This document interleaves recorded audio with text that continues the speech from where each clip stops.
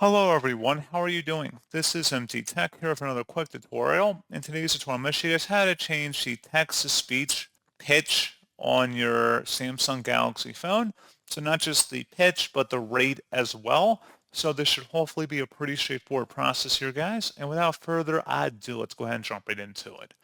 All you have to do is swipe up on the home screen and select the settings gear button.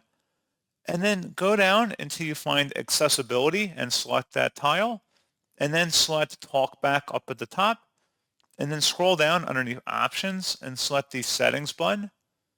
And then under audio, select text to speech settings. And then you can adjust the speech rate as well as the pitch right through here. And you can click the play button to hear a little sample to see if you like the speech rate and the pitch before saving. And that's all you have to do. So pretty straightforward process, guys. And as always, thank you for watching. I do hope that I was able to help you out, and I do look forward to catching you all in the next tutorial. Goodbye.